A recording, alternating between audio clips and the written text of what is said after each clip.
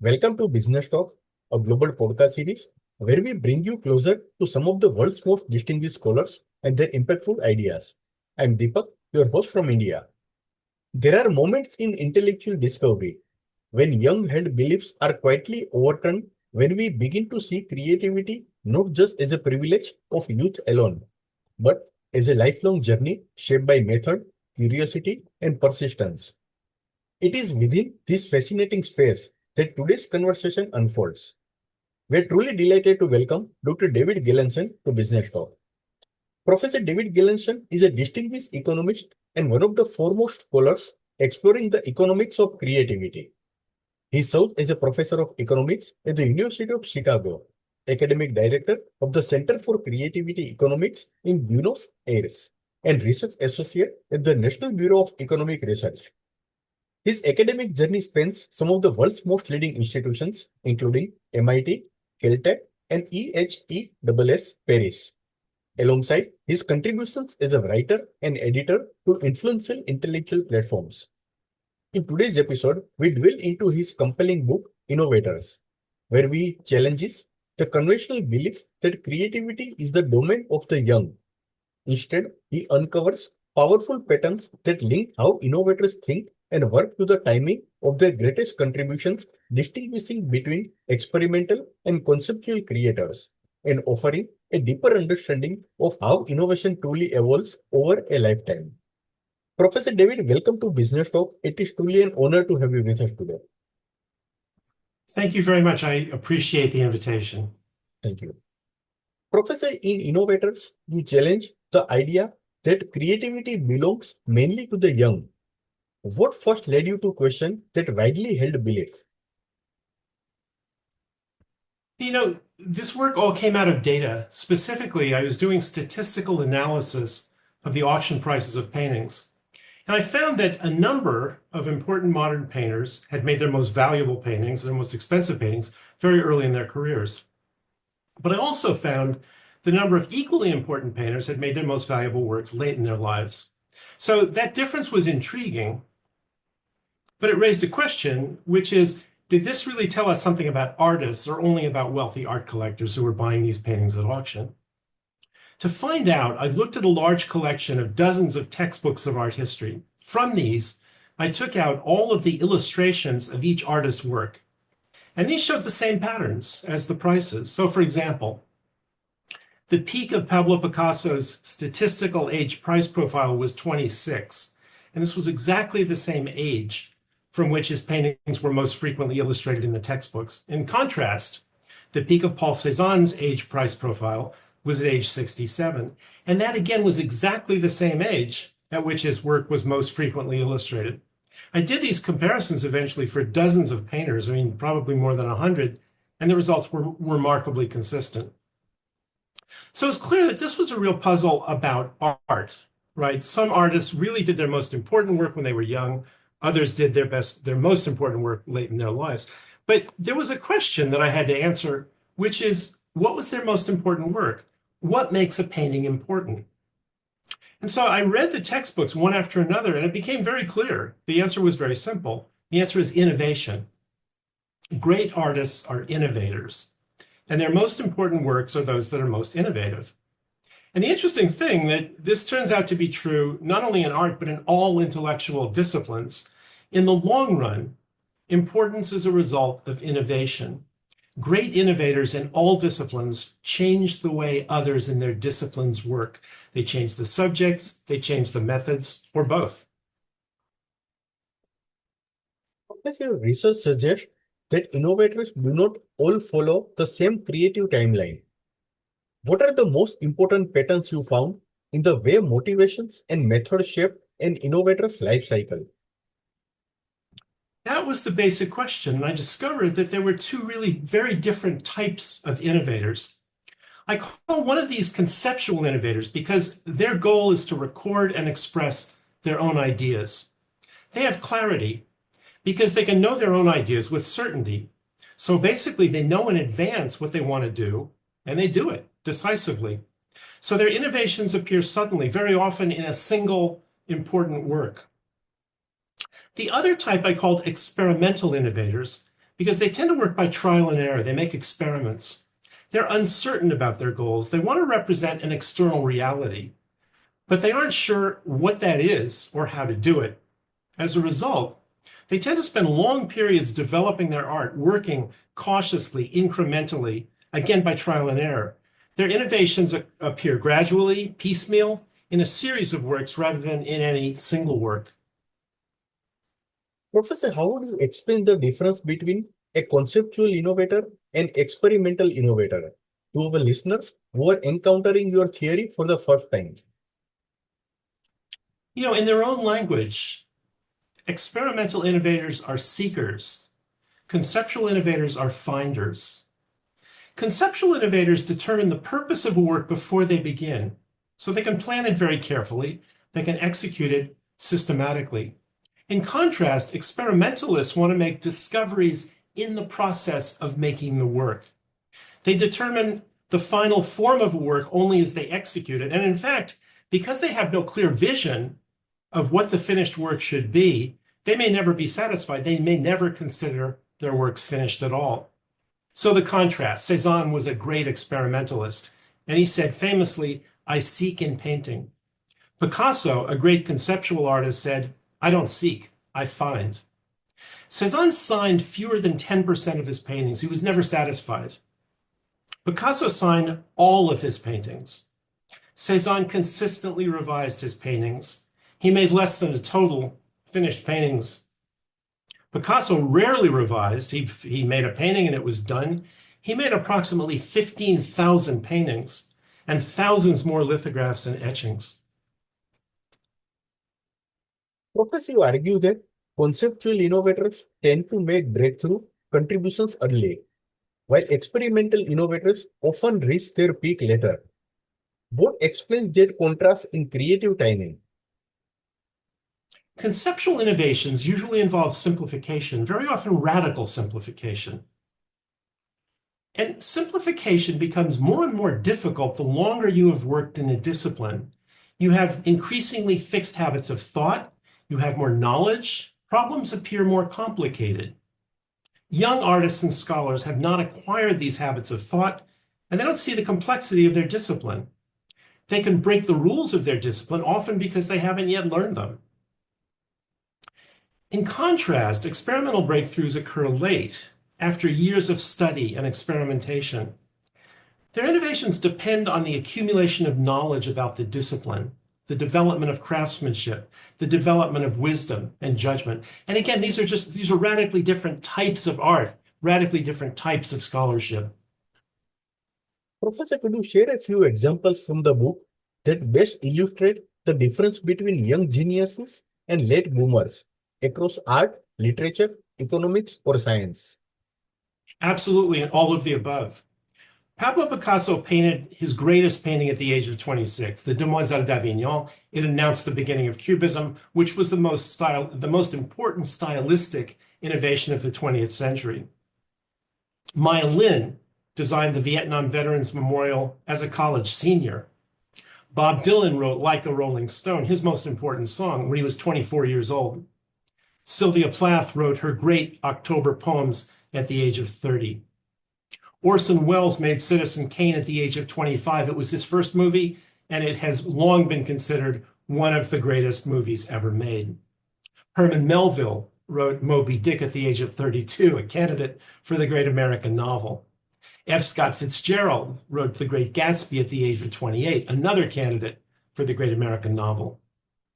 Miles Davis recorded his most famous album, Kind of Blue, at the age of 33. Steve Jobs produced the Apple II when he was 22 years old. So these are radical, conspicuous conceptual breakthroughs by young geniuses.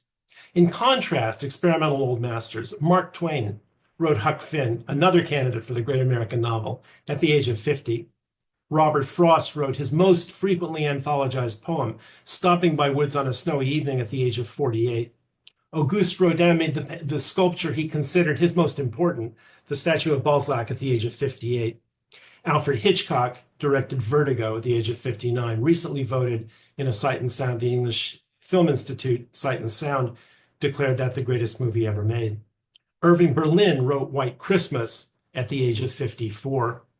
Le Corbusier designed Notre-Dame du Haut at Longchamp at the age of 68, considered by architects perhaps the greatest building of the 20th century. Frank Gehry designed the Guggenheim Bilbao at the age of 68. Henry Ford produced the Model T at the age of 58. And again, that was an enormous innovation. And it followed a whole series of earlier attempts by Ford to produce a durable, important car. Professor, many people assume creativity is a single trait with a single pattern. How does innovators complicate and complement that assumption and show that different disciplines reward different creative methods? Yeah, it's a very important distinction. There's a very old popular belief that creativity is the domain of the young. There's the stereotype of the young genius. Recently, excuse me, this has also been the belief of most academic psychologists who study creativity, but it is wrong. And so you might ask, why have so many people been wrong for so long about the nature of creativity? And I think the answer lies in the difference in the visibility of the two kinds of creativity. Conceptual innovation, like the examples I gave you a few minutes ago, is dramatic, conspicuous. These innovations arrive suddenly, they're revolutionary, they arrive completely, and they're extremely conspicuous. In contrast, experimental innovations arrive gradually and incompletely, and they're very easily overlooked. My emphasis on the importance of experimental creativity does complicate the traditional view and the view of the psychologists that only young people are creative. The traditional view is simple, but unfortunately it's wrong. Both the young and the old can be creative, but again, in these very different ways. Professor, what did studying artists, poets, novelists, and economists reveal about the relationship between experience, age, and originality? Again, the traditional view is that experience was damaging to creativity and originality. And in this view, experience in a discipline makes artists and scholars rigid, unable to see new approaches to old problems. And that is true of conceptual creativity. And this is why these young geniuses do not become old geniuses. They become much less creative as they get older. But it is not true of experimental creativity.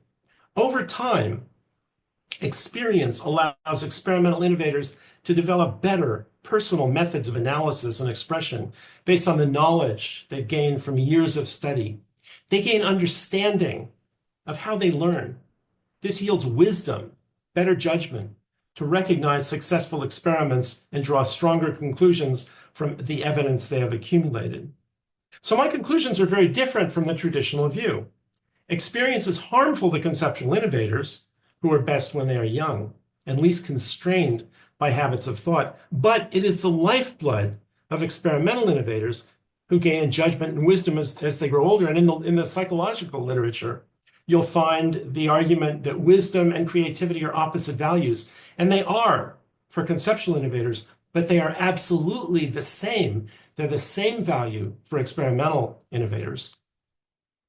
Professor, for specialists working in academia or industry, what practical lessons should they draw from your distinction between experimental and conceptual innovators? It used to be simply assumed that increasing creativity in any activity required supporting and subsidizing young people, whether artists or scholars. An obvious result of this was giving preference to young artists and researchers in access to financial support, research funds, and other material rewards that were intended as incentives for new discoveries. But recognizing the importance of experimental innovation should produce a reassessment.